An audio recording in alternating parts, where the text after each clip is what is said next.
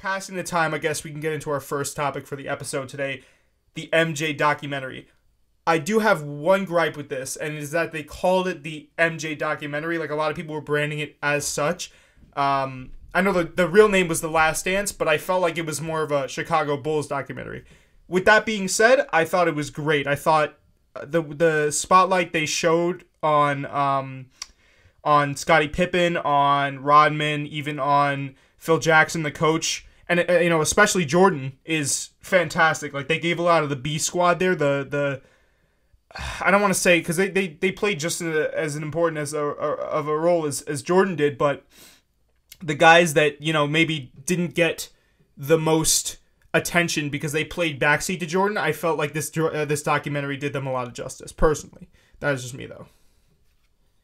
Yeah, I mean, I think in some ways it's not primarily focused on Jordan, but I think the core of it is Michael Jordan. I mean, everybody gets their own focused episode, but it also has a lot to do with how they interacted with Michael. And I think the cool thing about this is you kind of have an MJ unfiltered here, right? So that's pretty awesome too. But no, I love the way they're doing it. The first episode was strictly about Michael, and then the second was Pippen, and then Rodman and Phil. Yeah.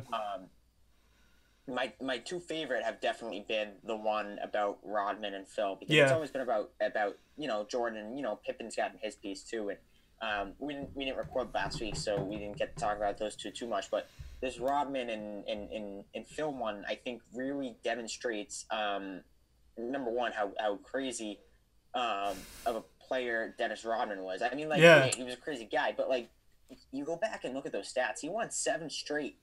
Between, like, I think 1991 and 1998, he won 7 straight rebounding titles.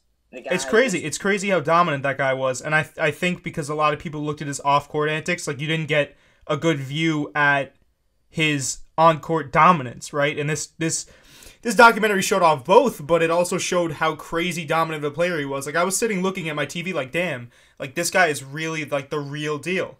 Athletic, a gym head, which I didn't know about. Like, he was a crazy big gym rat, and he just could lock it in like that, Yeah, and he had a motor that never stopped. Right. That really, whatever. They talked about the Vegas trip, and when he came back, they were doing an Indian run, and Jordan's like, let's slow it down. And this is supposed to be to get Rodman back in shape, and Rodman just blew him, yeah.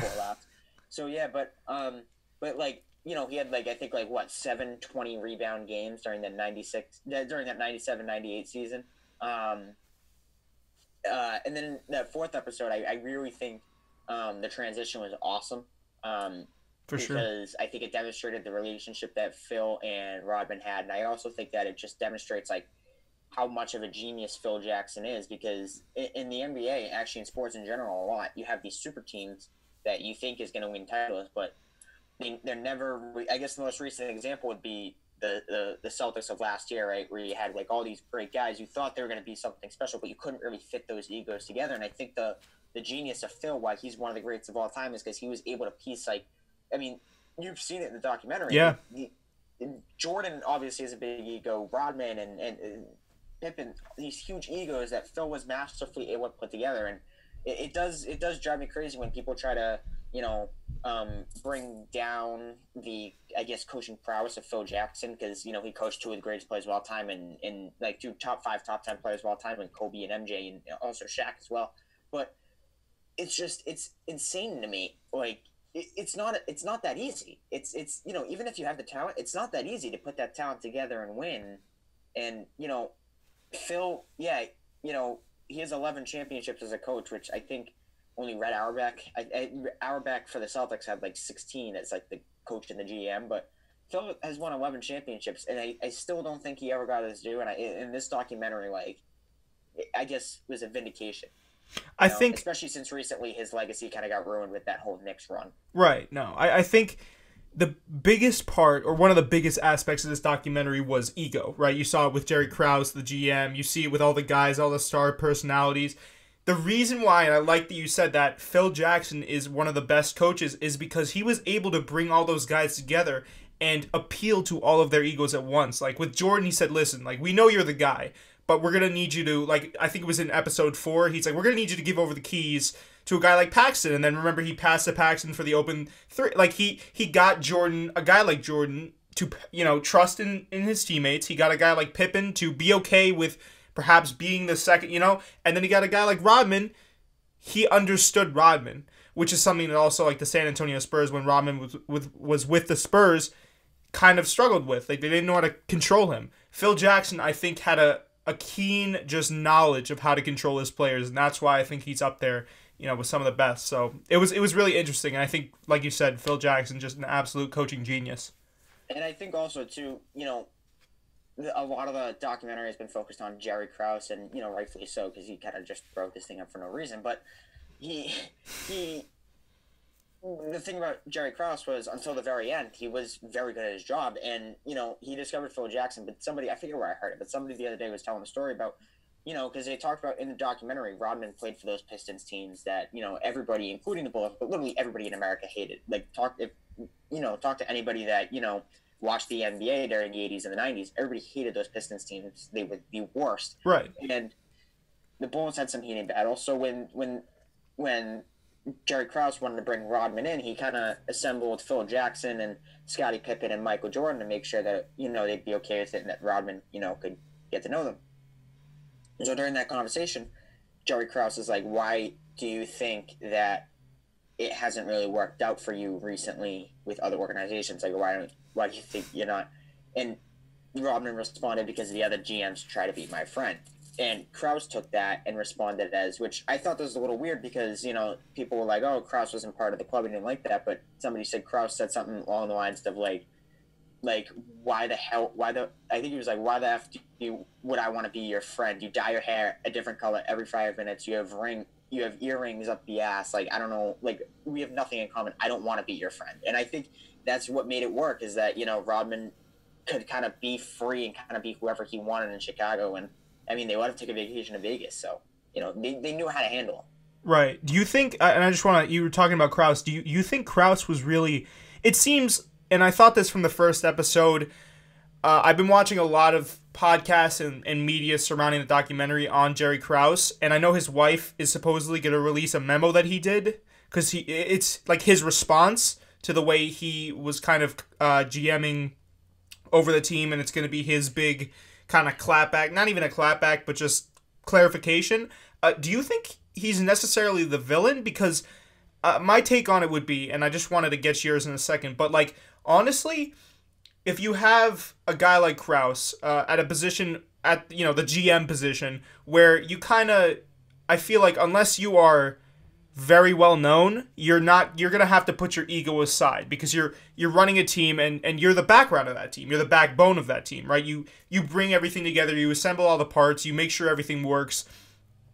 And in some aspects, it can be a thankless job, because a lot of the athletes on the floor get the praise. The coach, if you have a coach like Phil Jackson, if you have a guy like Jordan, all these star personalities, it's a position when you're tied to such a successful organization that you're going to need to put your ego away. And I don't think necessarily Krause was the villain. In fact, I think he was a very good GM. I think he was a scout for professional baseball. Am I getting that correctly? For the MLB beforehand? Yeah. And he got brought in. He brought the team together. He brought this crazy team together. And then you have a guy like Jordan that gets all the press, and Phil Jackson, and blah blah blah blah blah. And you have the whole thing with, I don't care if he wins however many games, he's not coming back in. Like, I don't care if he goes undefeated, he's not coming back in. I think that it was just more of a question of Gerry Krause not being able to put his ego aside. And I wanted to get your kind of take on that. Well, I don't want to string too off topic here, so I'm not going to string off topic here. I promise I have a point. I'm going to bring it back here. Okay. But this is Gerry Krause is kind of constructed to being the villain here, and it doesn't make sense looking back on it. Hey, the Bulls have won 2 championships in a row. They're about to win a 3rd one. Why would you break this thing up so soon? But a lot of parallels, and there's a lot of differences, but there's a lot of parallels between the Bulls dynasty and the recent Patriots dynasty, where it's like, Belichick, I mean, there's Brady is the greatest player in his sport, and Jordan is, and, Belichick is, the great coach, but he's also the executive. But the one thing that I would say is that, people pick on Krause for trying to dump Pippen right after they won a championship. Belichick, I mean, there's a story going on right now. With Gronk? Yeah, like Yeah. the Patriots had just made a Super Bowl. I mean, they lost to Philly, but they could have won that game. They had just lost. But I mean, like, they were good enough to win a Super Bowl, right? Like, if you make the Super Bowl and you're competitive in it, you know, a couple of things can go your way. You're good enough to win a Super Bowl. Belichick was going to trade Gronk, who is the greatest tight end of all time. He's arguably the Scottie Pippen version of this, you know, this story, right? And, you know, it's not Belichick and his ego getting in his way. It's a view of a player is exiting their prime from here on out. They're not going to give you what they're used to give you, so you got to sell them while their value is still high. So now bringing it back to the Bulls, I think Jerry Krause had that kind of Belichickian mentality where it was like, okay, this isn't going to work for much longer. It might work for 1 more year, 2 more years, whatever, but this has an expiration date. And especially with Scottie Pippen, where they highlighted they highlighted it a ton during that second episode, where it was like he wasn't paid highly enough, Right. so he is a good player who's making no money. That's a high value guy. So I think Jerry Krause was looking at it and was saying something along the lines of like, all right, you know, I can get him for a very high value. A year from now, he can walk away, and I won't be able to get something out of him. So, you know, I think with the Phil Jackson thing, that does confuse me a little bit, but I think he was also like, it's time to turn the page. And Bill Belichick said something similar this offseason with Brady. Yeah. And, you know, he said, it's time to turn the page. So I think that's the, you know, I'm not saying Jerry Krause is Bill Belichick, but I don't know. He's made out to be this villain, and again, I'm ranting here, but he's not here to defend himself, so I guess I'll be his defender. I think he's getting a bad rap because he can't defend himself. But No, I think your comparison is actually kind of spot on, right? And I agree. I don't think Jerry Krause gets the respect that he rightfully deserves. I think he was painted as a villain. I think there's a lot of kind of parallels that can be drawn between these Patriots and those Bulls, right? Because what you said with Brady and Gronk going to Tampa, you got to at least somewhat believe that part of the reason why Belichick is making these moves is because Belichick's like, listen, I'm widely regarded as one of the best coaches of all time. I want to see if I can do this on my own. Like, I want to see if I can do that without the franchise cornerstone quarterback. For a guy like Jerry Krause, with the whole Phil Jackson thing, I also think that was a little bit out of left field. But a guy like him, he's gonna want to see with, and I think it's a little. I mean, it's debatable, but I'm pretty sure that Jerry Krause has a big ego. Like, if one thing became apparent, he has a big ego, right? So he's going to want to see if he can go out on his own, and I think the rest of that just came down to kind of smart GM decisions, and because everyone saw him off the wrong foot getting insulted by MJ and Pippen, I think he gets kind of painted as this villain, where in reality he did one thing out of jealousy maybe or kind of hard-headedness, and then he just gets painted like that the rest of the way. So it's more, I think it was more along those lines for me personally watching.